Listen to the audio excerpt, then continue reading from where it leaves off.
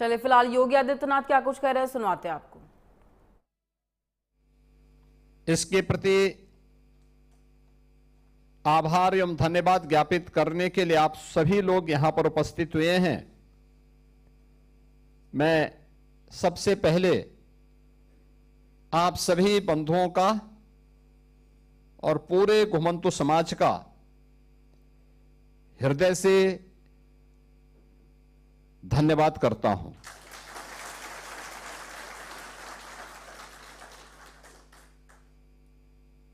आप याद करिए, जब 2014 में प्रधानमंत्री मोदी जी देश के प्रधानमंत्री बने थे, उन्होंने उस समय देशवासियों को कहा था कि बिना भेदभाव के शासन की योजना का लाभ हर एक तबके को देंगे, बिना जाति के, बिना क्षेत्र के, बिना भाषा के भेदभाव के बगैर। और उस समय उन्होंने कहा था सबका साथ सबका विकास।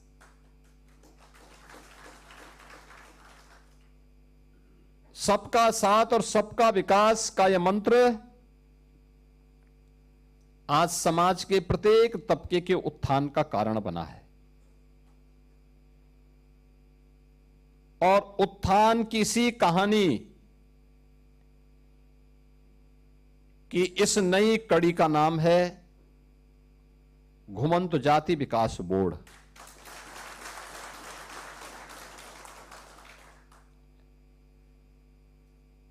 वास्तव में जितनी भी घुमंतु जातियां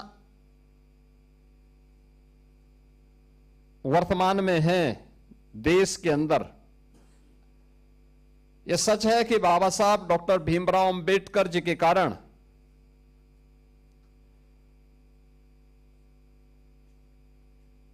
आजादी के बाद उन्होंने इस जाति को, जो अंग्रेजों की साजिश थी, जिन्होंने क्रिमिनल ट्राइब के रूप में इन्हें आपराधिक घोषित किया था, उस कलंक को मिटा करके बाबा साहब भीमराव अंबेडकर ने 1952 में देश के अंदर विमुक्त जाति इन्हें घोषित किया। याद करिए, अंग्रेजों ने यानी ब्रिटिशर ने इन्हें क्रिमिनल ट्राइब क्यों घोषित किया था? इसलिए क्योंकि इन जातियों ने अंग्रेजों का जीना हराम कर दिया था। भारत की आजादी के लिए बिना रुके, बिना डिगे, बिना थके जो लड़ाई लड़ रहे थे, उन जातियों को आपराधिक श्रेणी में रख करके क्रिमिनल ट्राइब के रूप में उन्होंने 1871 में इन्हें अधिसूचित कर दिया था। 1857 की प्रथम स्वातंत्र समर अंग्रेजों की चूलों को हिला दिया था। उन्हें लगने लग गया था कि अब बहुत दिनों तक हम भारत में शासन नहीं कर पाएंगे, और इसलिए उन्होंने उसके लिए उस समय जैसे ही प्रथम स्वातंत्र समर पर थोड़ी नियंत्रण करने में वे सफल हुए, उसको विफल करने में वे सफल हुए, तो उन्होंने उसके बाद जो रणनीति अपनाई, उन जातियों को चिन्हित करना प्रारंभ किया जो लगातार इस मुहिम में प्रत्यक्ष अप्रत्यक्ष रूप से भागीदार बन रहे थे। और तब 1871 में उन्होंने जो क्रिमिनल ट्राइब एक्ट 1871 बनाया, उसमें उन जातियों को शामिल किया जिससे उनके साथ एक कलंक लग जाए और वे समाज में कहीं भी मुंह दिखाने की स्थिति में न हो। लेकिन याद रखना सत्य सत्य होता है। अगर सोना मिट्टी में मिल जाए तो वह उसका सोनापन खराब नहीं होता। अगर कुछ देर के लिए सूर्य के सामने बादल आ जाएं तो सूर्य की उष्मा के सामने बहुत देर तक बादल ठहर नहीं पाते। स्वतंत्र भारत में बाबा साहब भीमराव अंबेडकर ने क्रिमिनल ट्राइब एक्ट 1871 को तो समाप्त किया और विमुक्त जाति के रूप में इन जातियों को सम्मान दिया। ये अनुसूचित जाति, जनजाति, पिछड़ी जातियों में तमाम ऐसी जातियां हैं जो इन विमुक्त जाति के रूप में आज भी समाज के बीच में काम कर रही हैं। लेकिन इनके विकास के लिए, उत्थान के लिए जो कार्य होना चाहिए था वह नहीं हो पाया। पहली बार 2014 में, आजादी के बाद पहली बार 14 में मोदी जी ने इसके लिए एक आयोग का गठन किया। उन्होंने पूरे देश भर के लिए कार्य किया। और जब गत वर्ष मैं घुमंतु जाति के सम्मेलन में आया था, उस समय मेरे पास जब आप लोगों ने मांग रखी थी, तब मैंने उस समय घोषणा की थी कि हम उत्तर प्रदेश के अंदर घुमंतु जाति बोर्ड का गठन करेंगे।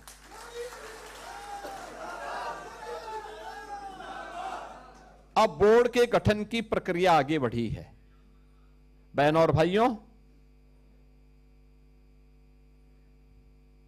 पिछले 12 वर्ष में प्रधानमंत्री मोदी जी के नेतृत्व में भारतीय जनता पार्टी नेतृत्व की एनडीए सरकार केंद्र में कार्य कर रही है और भारतीय जनता पार्टी की एनडीए की सरकार पिछले 9-9.25 वर्ष से यूपी के अंदर भी काम कर रही है।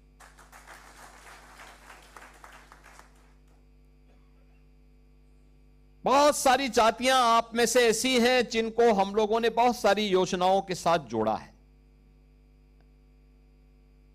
याद करिए, बनटांगिया गांव, पहली बार उन्हें राजस्व गांव के रूप में मान्यता दी गई।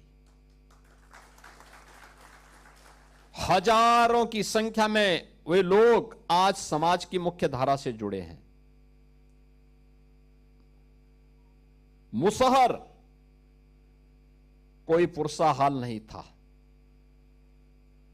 उन्हें सभी प्रकार की सुविधाओं से युक्त करने का काम किया।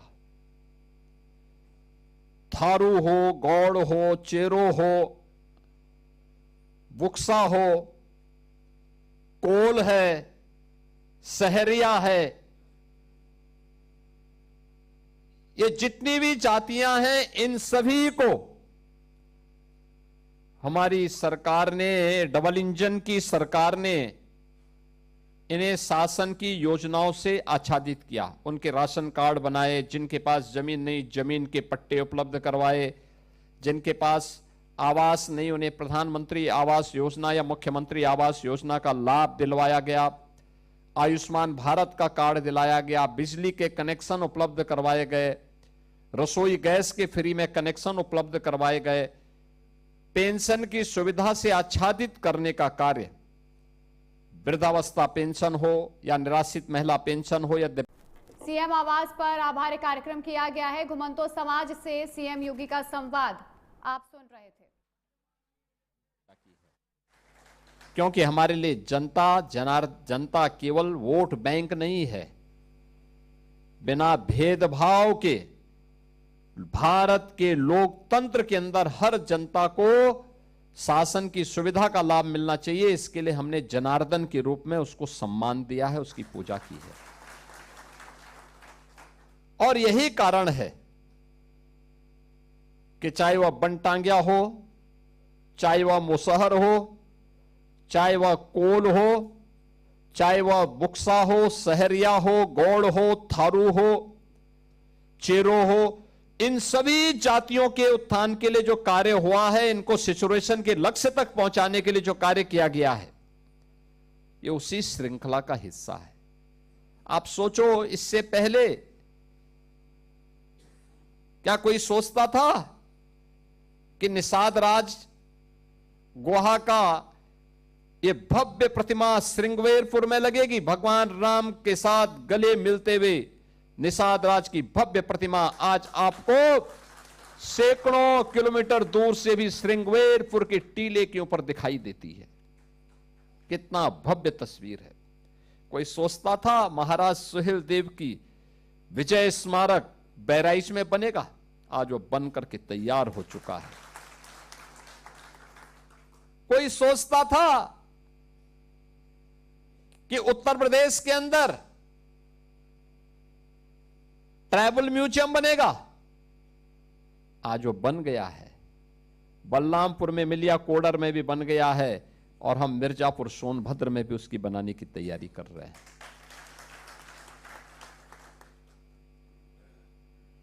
कोई सोचता था इन क्षेत्रों में विश्वविद्यालय बनेंगे? आज आजमगढ़ का विश्वविद्यालय महाराज सुहेलदेव के नाम पर,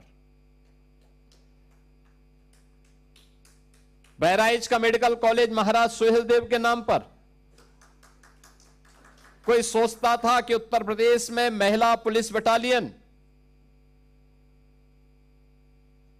3 गठित हुई और तीनों के नाम किसी न किसी वीरांगना के नाम पर।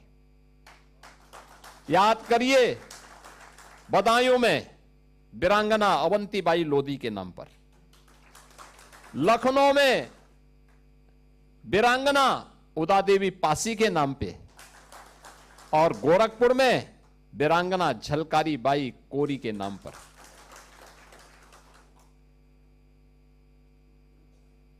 कोई सोचता भी था कि महारानी दुर्गावती के नाम पे बांदा मेडिकल कॉलेज का नाम होगा? हो गया।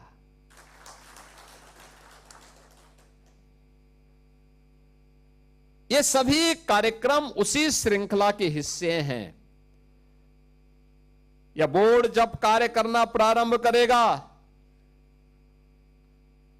ये बोर्ड इन सभी जातियों को चिन्हित करके फिर उन्हें सिचुएशन के लक्ष्य तक पहुंचाने के लिए, सिचुएशन का लक्ष्य का मतलब सभी योजनाओं से उन्हें लाभान्वित करते हुए उनके जीवन को स्तर को उठाने का प्रयास भी करेगा।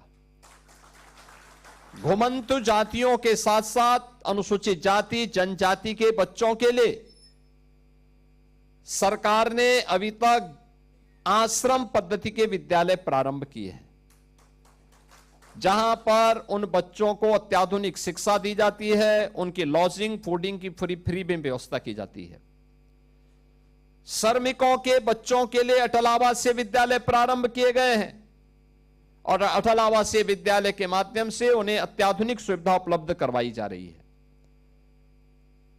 पहली बार हुआ है कि श्रमिक के बारे में, स्ट्रीट वेंडर के बारे में, छात्रों के बारे में, युवाओं के बारे में, विमुक्ति जातियों के बारे में। ये विमुक्ति जातियां, इनको कोई क्रिमिनल ट्राइब नहीं कह सकता, बल्कि ये विमुक्त जातियां वे हैं जो भारत के स्वाधीनता संग्राम सेनानी हैं। और स्वाधीनता संग्राम सेनानी होने के नाते जो सम्मान उनको प्राप्त होना चाहिए था, उस सम्मान को देने के लिए ये डबल इंजन की सरकार निकली है। और उसी सम्मान को प्रदान करने के लिए हम बार बार आपके बीच में आते हैं। मैं आज के इस अवसर पर आपको इस बात के लिए आश्वस्त करता हूं और मैं मंत्री जी से भी कहूंगा कि बहुत शीघ्र बोर्ड का कार्य रूप आगे बढ़ना चाहिए। इसका गठन और इसका कार्य रूप, गठन के स्वरूप को हम थोड़ा चेंज करेंगे। हमारा प्रयास होना चाहिए कि उस गठन में हर एक जाति का कुछ न कुछ प्रतिनिधित्व भी देखने को मिले, बोर्ड में भी। इस रूप में उसका गठन करेंगे जिससे आवाज वहां तक पहुंच सके, उन्हें बुनियादी सुविधाओं से आच्छादित करने का प्रयास करेंगे। अब घुमंतु जाति को दर दर की ठोकर खाने के लिए नहीं, बल्कि सम्मानजनक जीवन जीने का एक अधिकार ये डबल इंजन की भाजपा की सरकार प्रदान करेगी और यही प्रधानमंत्री मोदी जी का विजन है और इस विजन को जमीनी धरातल पर उतारने का काम इस सरकार करेगी। इस विश्वास के साथ आज आप सब यहां पर उपस्थित हुए हैं।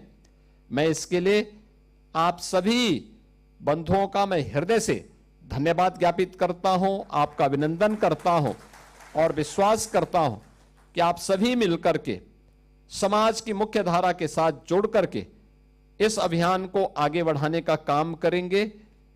जो बातें यहां पर मेरे सामने कैप्टन जोगी जी ने कही है, श्री वेदपाल उपाध्याय जी ने कही है, राजेश जी ने कही है, शिव पूजन जी ने कही है या अन्य महानुभावों ने जो बात यहां पे कही है, आपको मैं आश्वस्त करता हूं कि ये सभी लोग जितने भी हैं आपके यहां पे जो सपेरा समुदाय के लोग आए थे, ये सब गोरखनाथ जी के अनुयायी हैं। आज से नहीं, बहुत प्राचीन काल से ये लोग जब विदेशी हमले होते थे तो इनका उपयोग होता था उस समय समाज में जागरूकता पैदा करके अलर्ट तैयार कर अलर्ट करने के लिए कि भाई जागरूक हो जाइए, क्योंकि उस समय माइक थे नहीं, टेलीफोन था नहीं।